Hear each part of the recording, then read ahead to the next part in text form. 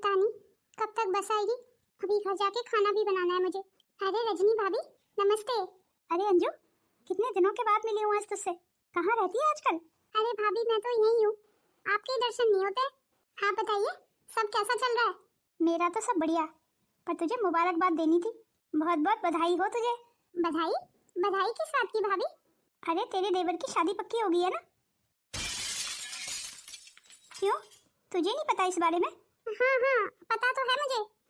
कल तेरे सास ससुर के साथ मैं भी तो गई थी लड़की देखने। मैंने तेरे बारे में पूछा भी था तेरे सास ससुर से, पर उन्होंने तो कह दिया कि तेरी तबीयत खराब है। क्या बात है, सब ठीक तो है ना? हाँ 2 दिन से मुझे बुखार हो रहा था। चल खैर, तू अपना ध्यान रख, अब मैं चलती हूँ। सास नंदे तो हमेशा ऐसी होती हैं।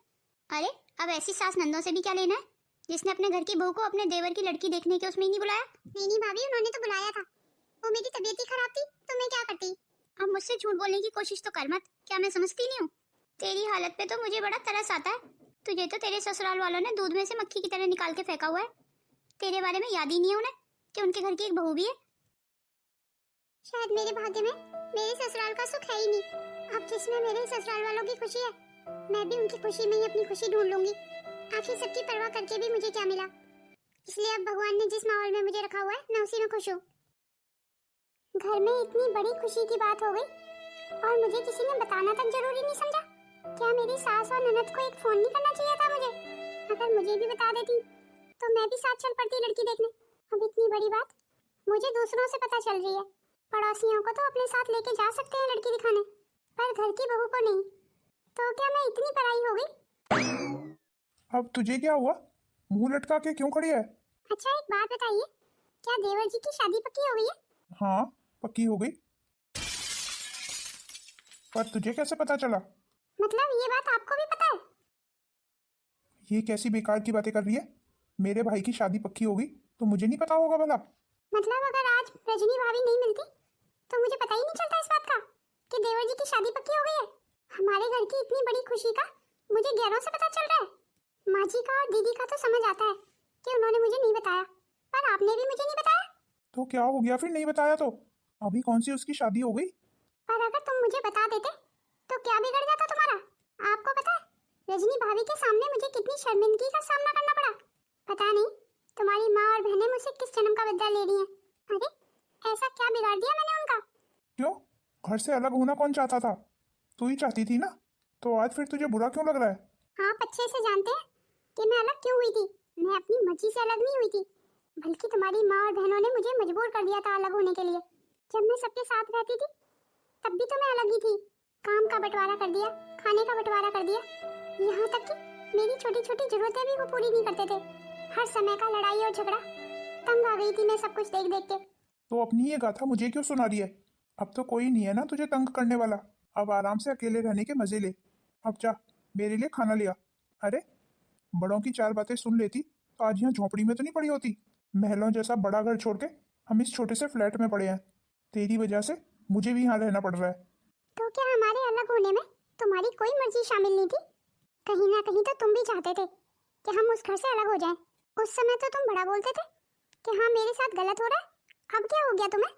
मैं अब इस बेकार की बहस में नहीं पड़ना चाहता हूँ। अब हम अलग हो गए ना, अब तुझे तसल्ली हो गई ना, तो अब चैन से रह और मुझे भी रहने दे। तो मैंने कौन सा आपका चैन छीन लिया? तो फिर बेकार की बातें क्यों कर रही है मुझसे? अच्छा ये सब बेकार की बातें हैं तो मैं अब आगे बता दूंगी तुम्हें। लड़की तो देखा है मेरे बिना, अब मैं देखती हूँ शादी कैसे करते हैं मेरे बिना। और नहीं तो लड़की वालों को तो जवाब देना ही पड़ेगा ना कि बड़ी बहू कहाँ है। और तब तुम देख लेना, मुझे जरूर फोन आएगा। और अगर उस समय मैं मना कर दूं जाने के लिए तो तुम्हें ही बुरा लगेगा, क्योंकि मैं तो घर की बहू हूँ ना, तो मुझे तो मजबूरन जाना ही पड़ेगा। फिर नहीं जाऊंगी तो 100 बातें सुननी पड़ेंगी और तुम सबसे पहले सुनाओगे मुझे, क्योंकि तुम्हारी माँ बहनों को कोई चीज बुरी लगे ये तो तुम भी बर्दाश्त नहीं कर पाओगे। तुम्हें तो सिर्फ मेरे लिए ही बुरा नहीं लगता है, क्योंकि मैं पराई हूँ ना, पराए घर से आई हूँ। और उससे भी बड़ी बात कि मैं इस घर की बहू हूँ, और भला ससुराल में बहुओं की कौन इज्जत करता है। गरिमा, गरिमा। जी कहिए मम्मी। अच्छा सुन, आज प्रशांत के तिलक के लिए लड़की वाले आते होंगे। आज घर में बहुत काम है, अपने पापा को बोल देना बाजार से मिठाइयाँ ले आएंगे। पर मम्मी मिठाइयाँ तो लड़की वाले लेके आएंगे, हमें मंगाने की क्या जरूरत है? जतिन भैया की शादी में भी हमने मिठाइयाँ कहाँ मंगाई थी, जतिन की शादी में जो हुआ सो हुआ। उस लड़की ने आके तो मेरे बेटे को ही मुझसे दूर कर दिया। पर अब प्रशांत की शादी में ऐसा कुछ नहीं होगा। अपनी प्रशांत की बहू को तो मैं हाथों पे रखूंगी और तू भी उससे हमेशा प्यार से ही बात करना। अरे हाँ हाँ मम्मी, ये भी कोई कहने की बात है। अब तू एक काम कर, जल्दी जल्दी रजनी को फोन कर दे, फटाफट आ जाएगी और काम संभलवा देगी घर में। अरे वाह, रजनी भाभी आ जाएंगी फिर तो सारे काम की टेंशन ही खत्म। याद है ना आपको मम्मी, जतिन भैया की शादी में उन्होंने कैसे सारा काम निपटवाया था? हाँ, याद क्यों नहीं होगा, तभी तो मैं उसे इतना मानती हूँ। हमारी अंजू भाभी से तो लाख गुना अच्छी है वो। भले ही रजनी से हमारी कोई रिश्तेदारी नहीं है, हमारे पड़ोस में ही रहती है, पर बिल्कुल घर की बहुओं की तरह ही है। अरे कोई अपनी बहू भी क्या इज्जत करेगी जो मेरी रजनी करती है। बिल्कुल ठीक कहा मम्मी आपने। अच्छा मम्मी, तो क्या अंजू भाभी को भी बुलाना पड़ेगा समाज के दिखावे के लिए? अब उसे शादी में तो बुलाना ही पड़ेगा। और तूने देखा नहीं था उस दिन जब हम प्रशांत के लिए लड़की देखने गए थे, तब भी तो अंजू के बारे में वहाँ पूछ रहे थे। हाँ, ये बात तो आप ठीक कह रही हैं।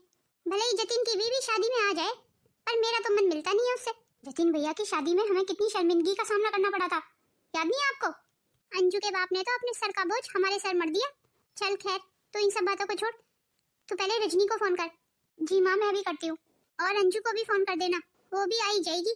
वैसे मेरा मन तो है नहीं उसे बुलाने का। अब समाज के सामने दिखावा तो करना ही पड़ेगा। अरे क्या कह रही है रजनी, आ रही है ना? उसको बोल, उसके बिना हमारे घर का काम नहीं निपटेगा। ठीक है भाभी, फिर आप समय पे आ जाना। देखो घर में बहुत काम पड़े हुए हैं, अब घर के काम आपको ही निपटवाने पड़ेंगे। वो कह रही है बस अभी थोड़ी देर में आती हूँ। मम्मी, फूल वाला आ गया है। अच्छा जतिन, आप अपनी पत्नी को भी फोन करके बुला ही ले। जी ठीक है मम्मी, मैं अभी अंजू को फोन कर देता हूँ। वैसे तेरी पत्नी किसी काम की तो है नहीं, उसे सिर्फ मैं यहाँ इसलिए बुला रही हूँ कि वो तेरी पत्नी है और तू मेरा बेटा है। वरना मेरा बस चलता ना तो मैं उसका साया भी इस घर में नहीं पड़ने देती। मेरे बेटे को मुझसे दूर कर दिया। मैं भी आप सबके बिना कहाँ खुश हूँ। मेरी मजबूरी ना रही होती ना तो मैं कब का अंजू को छोड़ चुका होता। वो तो अपनी बेटी की वजह से मैं अंजू को बर्दाश्त कर रहा हूँ, नहीं तो मेरा बस चलता तो मैं उस अंजू को तलाक दे चुका होता। हिम्मत तो देखो उन दोनों माँ बेटियों की। अरे मुझ पे रौब झाड़ रही थी कि मैं उनके घर में जाके अब शादी का काम धाम देखूं। अरे काम ही करवाना है तो अपनी बहू को क्यों नहीं बुलाती है? मैं तो बस आपकी शर्म करके चुप हो जाती हूँ, नहीं तो अच्छे से जवाब देना मुझे आता है दोनों माँ बेटियों को। अरे हमारे पड़ोसी हैं, हमारा क्या मतलब पड़ा है उनसे?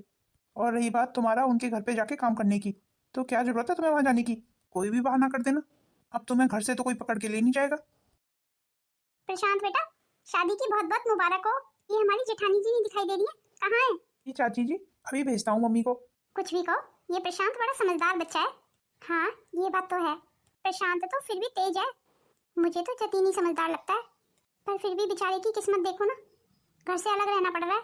जेठानी जी की बड़ी बहू तो मुझे ठीक ठाक ही लगती है, हमारी इज्जत में तो कभी उसने कोई कसर नहीं छोड़ी। अब भगवान जाने गलती किसकी थी, जेठानी जी की या उनकी बहू की? बड़ी बहू ही भाग भाग के सारे काम कर रही है। चाची जी, बुआ जी, ये लीजिए, मैं आपके लिए रोटियां सेक लाई हूँ। शादी की इतनी भागदौड़ में तो हमारे लिए अलग से खाना बना लाई। बुआ जी, अब आपके लिए खाना कैसे नहीं बना के लाती? आप दोनों ने तो मना किया था कि आपको तला भुना नहीं खाना, तो देखिए मैं आपके लिए रोटियां बना लाई और साथ में सीताफल की सब्जी बना लाई। अब तो आप खाना आराम से खा सकती हैं ना बुआ जी? अरे जीती रहे बेटा, जीती रहे। तुझे हमारे खाने की इतनी परवाह थी? सचमुच हमारी बड़ी बहू बहुत गुनी है। अब खाना खाइए चाची जी और बुआ जी, और भी कुछ चाहिए तो मुझे बता देना। मैं चलती हूँ, किचन में बहुत काम पड़ा हुआ है। अरे भाभी, मेरी शेरवानी कहाँ रखी है? ला, ये खाना हमें दे दे। और तुझे तेरा देवर बुला रहा है, जा सुन ले उसकी। अभी आई देवर जी। कुछ भी कहो, अंजू बहू को सबका कितना ध्यान है, नहीं तो शादी ब्याह के घर में किसको किसकी पड़ी है। रजनी बहू, कितनी देर लगा दी आने में, मैं तेरा कब से इंतजार कर रही थी। अरे दीदी, देवरानी जी, इससे मिलो, ये रजनी है, हमारे पड़ोस में ही रहती है। मेरे जतिन की शादी में इसने बड़ा काम संभलवाया था। रजनी भाभी, चलिए आप खाना खा लीजिए, वरना अपनी बहुएं तो सिर्फ नाम की हैं, किसी काम की नहीं है। आजकल की बहुएं तो एक नंबर की आलसी हैं। अरे नंदिनी भाभी, अब ऐसा भी नहीं है। अगर आपकी बहू आलसी होती ना तो हमारे लिए इतने कामों के बीच में खाना नहीं बना लाती। वैसे भी हलवाई तो सबके लिए खाना बना ही रहा था। अंजू बहू को क्या पड़ी थी सबका ध्यान रखने की? ये सब दिखावा है, दिखावा। आप सबकी नजर में इसे अच्छा जो बनना था। बहुएं कैसी होती हैं ये तो अब आपको मेरी छोटी बहू को देख के पता चलेगा। सुना है सारे काम काज में बड़ी निपुण है, इस घर में मैं उसे अपनी बेटी बना के रखूंगी। अरे जेठानी जी, ये तो बहुत अच्छी बात है। पहली बहू की ना सही, दूसरी बहू की कदर कर लेना। मार्केट से मुझे वो वाला लहंगा दिला देना जो उस दिन मुझे पसंद आया था। तुझे जो चाहिए ना वो ले लेना। अब जल्दी चल, बहुत देर हो रही है। मम्मी, दीदी, आप कहीं जा रहे हैं? हाँ, हम मार्केट तक जा रहे हैं। वो छोटी भाभी के ब्लाउज दिए हुए थे ना टेलर को, वही लेने जा रहे हैं। तो मम्मी जी मेरे लिए भी एक साड़ी ले आना। क्यों, तेरी शादी की बची हुई साड़ियां रखी हुई हैं और तू कौन सा साड़ी पहनती है? तू तो सूट ही पहनती है हमेशा। अब तेरी शादी में इतनी साड़ियां चढ़ाई थी हमने, उन्हीं में से कोई पहन लेना। पर मम्मी जी वो साड़ियां तो 6-7 साल पहले की हैं, अब तो फैशन बदल गया है ना। अरे शादी ब्याह का घर है, वैसे घर में खर्चे कम हो रहे हैं कि तू एक खर्चा और बता रही है। अब 2 दिन आपने इस घर के काम क्या संभाल लिए? अपने आप को इस घर का हिस्सा ही समझने लगी हो? आप तो अपने सारे काम अलग करती हो ना, तो साड़ी भी अपने आप ले आना, हमसे क्यों बोल रही हो? 2 दिन इस घर के काम क्या कर लिए, अपने आप को इस घर का हिस्सा ही समझने लगी हो? मैं तो हमेशा से ही अपने आप को इस घर का हिस्सा समझती थी दीदी, आपने ही मुझे कभी नहीं समझा। सारा मूड खराब कर दिया हमारा। अरे तू इसे छोड़ ना, क्यों दूसरों की वजह से अपना मूड खराब कर रही है? अरे वाह मम्मी, आप ये वाला हार पहनने वाली हैं शाम को, क्यों अच्छा नहीं है ये? मैं कहती हूँ मम्मी आप वो अपना भारी वाला हार पहनना, वो ज्यादा अच्छा लगेगा। आखिर आप लड़के की माँ है तो सबसे अलग तो आप दिखनी चाहिए। गरिमा दीदी बिल्कुल ठीक कह रही हैं, आप अपने भारी वाला हार ही पहनना। मम्मी सही कह रही हूँ ना मैं? मम्मी के ऊपर वो भारी वाला हार काफी जचता है, तो फिर ठीक है मैं अपना भारी वाला हार ही पहन लूंगी। मम्मी जी मेरा सोने वाला सेट जो आपने शादी में चढ़ाया था वो दे दीजिए मुझे, मैं आज पहन लूंगी। अरे बहू सोने का सेट पहनने की तुझे क्या जरूरत है? आजकल तो वो नकली गहने नहीं आते, मोटे मोटे भारी भारी, तू अपनी साड़ी की मैचिंग का वही पहनना। पर मम्मी जी मैं सोच रही थी सोने का ही सेट पहन लेती, अब सारे रिश्तेदार जुड़ेंगे शाम को तो सब क्या सोचेंगे कि मैं नकली हार पहन के घूम रही हूँ? कोई कुछ नहीं बोलेगा, सब तुझ पे ही थोड़ी ध्यान देंगे। और अब सोने का सेट तेरा कहाँ से ला दूँ? वो तो लॉकर में रखा हुआ है, तुझे मुझे पहले याद दिलाना चाहिए था। आज शाम को शादी है और अभी तू मुझे सोने का सेट याद दिला रही है। तेरी फरमाइशें हैं कि खत्म ही नहीं होती है। पर मम्मी जी आप अपना सेट भी तो लॉकर से निकाल के लाई थी, तब मेरा भी ले आती। देख अब तू इस घर में तो रहती नहीं है जो मैं ये सारी बातें याद रखूं, और वैसे भी वो सेट तेरा लॉकर में रखा है, तो फिर मैं क्या पहनूं मम्मी जी? अरे कह दिया ना कोई नकली हार पहन लेना। आप कहो तो आपके लिए मैं ले आऊंगी नकली हार, रहने दीजिए दीदी, उसकी कोई जरूरत नहीं है। देखा ना तूने से कैसे अपना सोने का सेट हमें याद दिला रही थी। इसका सोने का सेट हमारे पास रखा हुआ है, बड़ी तेज बनती है वैसे अपने आप को ये। बिल्कुल सही किया आपने जो मना कर दिया, कोई जरूरत नहीं है अभी ना वो सोने का सेट देने की, वैसे भी वो सेट तो मेरा है और मैं अपनी चीज किसी को नहीं देती। सचमुच भाभी आपका ये सोने का सेट तो बहुत अच्छा लग रहा है और कितना भारी भी है। आज तो आप दिखाई दे रही हैं अपने बेटे की शादी में, क्यों ना हो भला देवरानी जी, अब मैं लड़के की माँ जो ठहरी। चलिए अब खाना वगैरह खा लीजिए, मैं जरा अभी आती हूँ। भाभी का हार देखा ना, कितना मोटा सोने का हार पहना हुआ है, पर बेचारी अंजू भाभी ने तो नकली हार पहना हुआ है। घोर कलयुग आ गया है आजकल, सास सोने का हार पहन के घूम रही है और बहू ने नकली हार पहना हुआ है। जेठानी जी तो कभी भी अपनी बड़ी बहू को पसंद नहीं करती थी, पर कम से कम शादी के समय पे तो बहू को सोने का हार दे देना चाहिए था। अब अच्छा थोड़ी लगता है भला, खुद तो सोने का इतना मोटा हार पहन के घूम रही है और बहू बेचारी नकली हार पहन के। खैर अब हम कुछ बोल भी नहीं सकते, इनके अपने घर का मामला है। अच्छा प्रशांत मेरे लिए कुछ खाने को तो ले आओ, मुझे बड़ी तेज भूख लगी है। मतलब मम्मी ने अभी तक तुम्हें कुछ खाने को नहीं दिया? अभी कहाँ दिया, वो कह रही थी कुछ पूजा वगैरह करनी है उसके बाद ही मुझे खाना मिलेगा। पर आप तो जानते हैं ना मुझसे भूख बिल्कुल बर्दाश्त नहीं है, अगर अब मुझे खाना नहीं मिला ना तो मैं बेहोश होकर गिरी ना जाऊं। नहीं नहीं मेरी जान, ऐसी नौबत नहीं आएगी, मैं अभी खाना मंगाता हूँ। भाभी भाभी। क्या बात है देवर जी? भाभी सानवी को बहुत तेज भूख लगी है, उसके लिए कुछ खाना ले आओ ना। अरे देवर जी सानवी को कहो थोड़ी देर इंतजार करे, माँ जी को भी कोई पूजा करानी है, पूजा के बाद ही खाना मिलेगा। नहीं नहीं भाभी, सानवी को भूख बिल्कुल बर्दाश्त नहीं है। बस थोड़ी देर की तो बात है देवर जी। मैं नहीं मानता इन सब पूजा फूजा को भाभी, आप रहने ही दीजिए, अब मैं माँ से खुद बात कर लेता हूँ। पर देवर जी रस्म तो निभानी पड़ेगी ना। अरे ऐसी कैसी रस्म है ये? रस्म की वजह से मेरी पत्नी भूख से बेहोशी क्यों ना हो जाए? Mummy mummy. क्या बात है प्रशांत बेटा? आपने अभी तक सानवी को खाना नहीं दिया, उसे कितनी तेज भूख लगी है। अरे एक छोटी सी रस्म है, बस वो रस्म करा के उसे खाना दे दूंगी। हाँ तो फिर रस्म करा दीजिए, देर किस बात की है? आस पड़ोस में सबको निमंत्रण दे दिया है, अब सब आ जाए तभी वो रस्म कराऊं। तब तक तो मेरी पत्नी भूख से मर जाएगी, मुझे कुछ नहीं पता, आप वो रस्म करा दीजिए, नहीं तो उसे बिना रस्म के खाना दे दीजिए। अरे प्रशांत तू माँ पे क्यों गुस्सा हो रहा है? अब कुछ रस्में हैं वो तो करनी पड़ेंगी ना। अब मेरी शादी के वक्त अंजू भी तो 2 दिन तक भूखी रही थी, याद नहीं है तुझे? भूल गया? मेरा तो रस्म करने का मुहूर्त ही 2 दिन बाद आया था, अंजू पूरा 2 दिन तक भूखी रही थी। वो आप थे भैया जो ये सब चीज सह गए, मैं नहीं सहूंगा। किसी दूसरे की बेटी को घर में ब्याह के लाओ और फिर उसे 2-2 दिन तक भूखा रखो, ये कहाँ का न्याय है? मैं इन रस्मों फस्मों को बिल्कुल नहीं मानता। माँ आप मुझे खाना लगा के दे दीजिए, मैं सानवी को खाना दे देता हूँ। चल ठीक है, मैं भी खाना लगा के ला रही हूँ, मैं ही खाना डाल के ले आती हूँ माँ जी। मैं तो पूरे 2 दिन तक भूखी रही थी और मेरे पति को मेरी परवाह ही नहीं थी। तो बताइए माँ जी, आपको ये सारा सामान पसंद तो आया ना? अरे हाँ हाँ बहू, ये भी कोई पूछने की बात है? सचमुच अपनी बेटी का चाल चलन कैसे करते हैं ये तो कोई तेरे माँ बाप से सीखे, वरना मेरे एक बेटे की शादी तो पहले भी हुई है इस घर में। इसके माँ बाप ने तो खाली हाथ ही इसे हमारे मत्थे मर दिया। क्यों माँ जी, मेरे पापा ने आपको सोने की चेन नहीं दी थी? दीदी के लिए कान के झुमके दिए थे, पापा जी के लिए और देवर जी के लिए सोने की अंगूठी थी माँ जी। दिया तो था, और देखा था कितना हल्का था। अब तू छोटी बहू का ही सामान देख ले, कितना भारी भारी सामान लेके आई है। अब हर किसी की हैसियत एक जैसी तो नहीं होती ना माँ जी, पर शादी के टाइम पे तो तेरा बाप बड़ी बड़ी डींगे मार रहा था।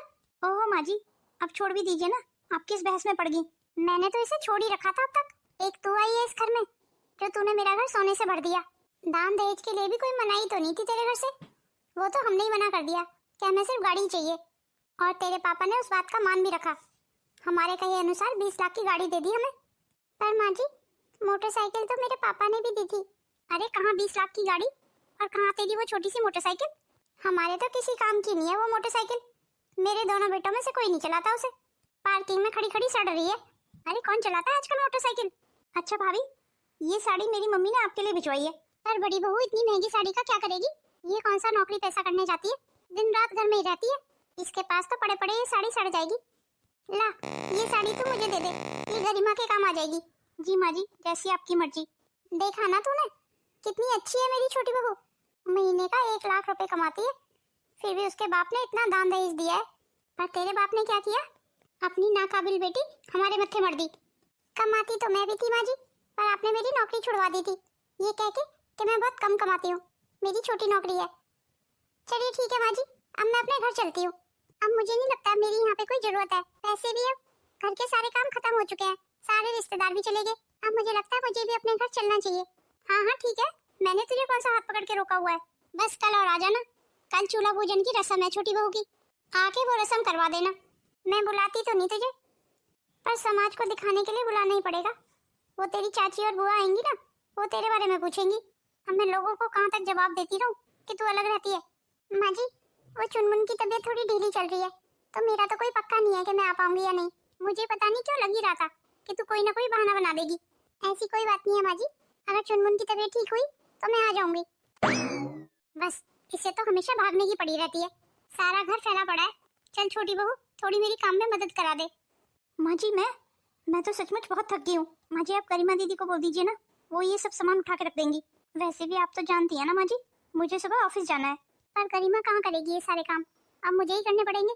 चल ठीक है छोटी बहू, तू सो जा, सारा काम मैं ही समेट दूंगी।